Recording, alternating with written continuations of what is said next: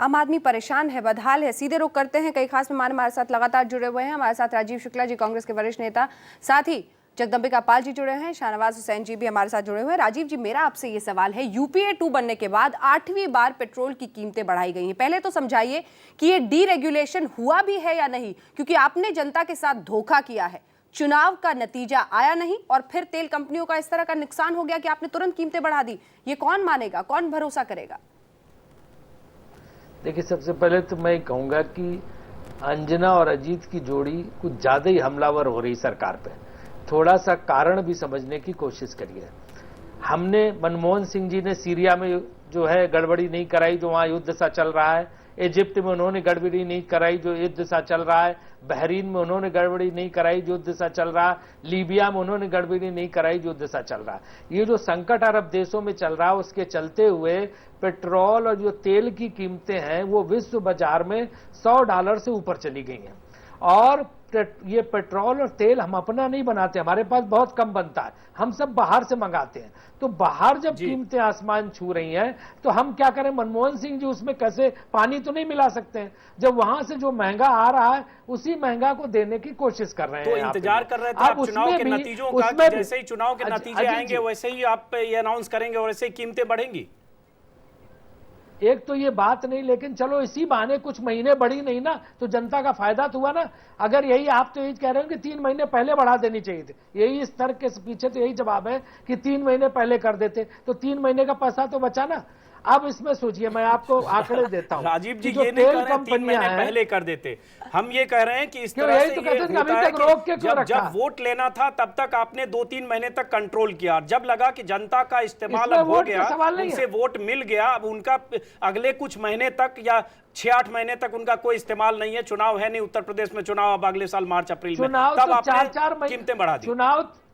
चुनाव तो आप जानते हैं हर 6 महीने पे हो रहे हैं, तो चुनाव की वजह से फैसले नहीं होते हैं। आपको मैं बता दूं कि तेल कंपनियों का तो ये कहना था कि पेट्रोल पे हम 10 रुपए 60 पैसे जो है अपनी जेब से दे रहे हैं, तो आप 10 रुपए 60 पैसे बढ़ाइए। सरकार ने सिर्फ 5 बढ़ाए, 5 रुपए 60 पैसे प्रति लीटर अभी भी सरकार अपनी जेब से दे रही। डीजल पे 16 रुपए 80 पैसे प्रति लीटर अभी भी सरकार दे रही है, और मिट्टी के तेल पे 28 रुपए 20 पैसे अभी भी सरकार अपनी जेब से दे रही है। कुकिंग गैस सिलेंडर पे 333 रुपए पर सिलेंडर सरकार अपनी जेब से दे रही, और टोटल रोज प्रतिदिन 5,000 करोड़ रुपए का घाटा तेल कंपनियों को। राजीव जी ने बहुत लंबा चौड़ा आंकड़ा दे दिया। मैं चाहूंगा शाहनवाज जी, सरकार बहुत घाटा उठा रही है, सरकार जन कल्याण के काम में बहुत सरकारी खजाने पर बहुत बोझ डाल रही है, जो कुछ भी सरकार कर रही है सब सही कर रही है। शाहनवाज जी, इसका मतलब 5 रुपए अभी बढ़ा है, अगले 6-8 महीने में 5 रुपए और बढ़े, और 3 साल अभी यूपीए सरकार है, अगर ये पेट्रोल 90 रुपए 100 रुपए मिलने भी लगे तो कोई हर्ज नहीं है। सरकार अपना काम बहुत बढ़िया कर रही है जन कल्याणकारी योजनाओं के साथ। सबसे पहले तो मैं न्यूज 24 के दोनों एंकर का धन्यवाद करता हूं कि आप लोग आम आदमी की आवाज की तरह एक इंडिपेंडेंट वॉइस आपने रखी है जो कांग्रेस को पसंद नहीं है। उन्होंने फिर आप ये चाहते हैं कि 10 रुपए जो ये राजीव शुक्ला जी कह रहे हैं कि सरकार का थैंक यू कीजिए कि सरकार ने 10 रुपए 60 की जगह 5 रुपए बनाए, ये तो बड़ा कर्म किया, बड़ी निहायत की है, आपका बड़ा शुक्रिया अदा किया जाए कि आपने बड़ा काम किया है।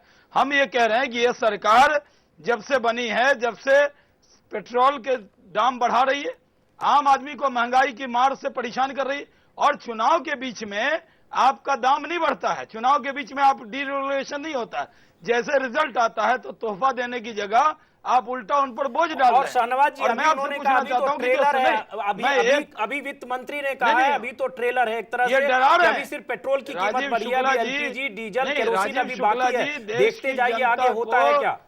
देखिए राजीव शुक्ला जी देश की जनता को डरा रहे हैं कि महंगाई और बढ़ने वाली है। हम आपसे कहना चाहते हैं कि आज तेल का जो दाम है वर्ल्ड मार्केट में 34 रुपए है, 29 रुपए आप टैक्स लेते हैं। आप जो 5 रुपए बढ़ाए, इसमें 2.5 रुपए तो गवर्नमेंट के खजाने में चले गए।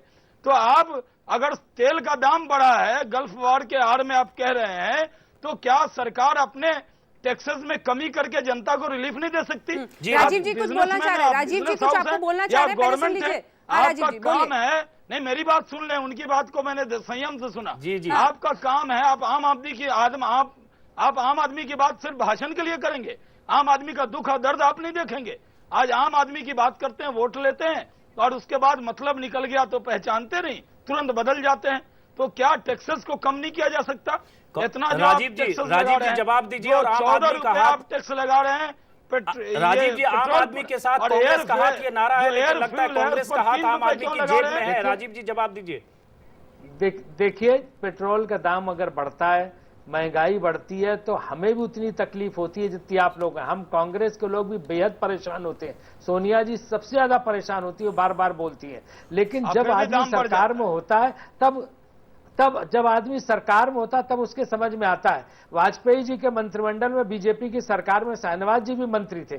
36 बार इनकी सरकार को दाम बढ़ाना पड़ा, लेकिन हम इसके लिए इनको दोष नहीं देते, मजबूरी होती है। और इनके 36 बार राम नायक जी पेट्रोलियम मिनिस्टर थे, 36 बार आंकड़े पेट्रोलियम मिनिस्ट्री में 36 बार इन्होंने दाम बढ़ाना पड़ा। और अब हमारी सरकार ने वही पद्धति लागू कर दी है जो वाजपेयी सरकार ने लागू की थी कि अंतर्राष्ट्रीय बाजार में जो दाम होंगे उससे सीधा कनेक्शन यहाँ के दाम का होगा। किसी काम में राजीव जी फंसते हैं, वाजपेयी जी का नाम जो वाजपेयी जी ने किया वो हमने किया। वाजपेयी जी ने गल्फ वार के समय में तेल के दाम को बढ़ा के नहीं रखा था, लोगों को आराम दिया था। देश जानता है कि वाजपेयी जी ने महंगाई नहीं बढ़ने दी थी। अरे 36 बार बढ़ाया था महाराज, सुन तो लो। अब इसके बाद आपने बड़ी वाजिब बात उठाई, 2 रुपया 1 रुपया नहीं, अभी तो बढ़ा दिया बहुत। अरे अभी 45 रुपए। अरे आपने तो 8 रुपए मिट्टी के तेल में बढ़ाए थे, 2 रुपए से 10 रुपए कर दिए थे। जो गांव और गरीब और आदमी मिट्टी का तेल इस्तेमाल करता है, अकेली सरकार है जिसने मिट्टी के तेल के दाम बढ़ाए थे, वो आपकी सरकार थी। अब इसमें और एक बात सुन लीजिए, और एक बात शाहनवाज जी ने एकदम सही कही। वाजपेयी जी ने महंगाई नहीं बढ़ने दी थी। एक जमाने में जो देश की जनता सुन रही होगी, राजीव शुक्ला जी कम से कम टीवी पे तो सही बोलिए। मिट्टी का तेल का दाम 2 रुपए से 10 रुपए किया था। क्या था? क्या देश के लोगों को 8 रुपए डीजल मिट्टी के तेल का दाम, खाने पीने की चीज का दाम, 8 रुपए अटल बिहारी वाजपेयी जी ने सबको रिलीफ दिया था, आराम दिया था। इसलिए पेट्रोल से क्या लेना।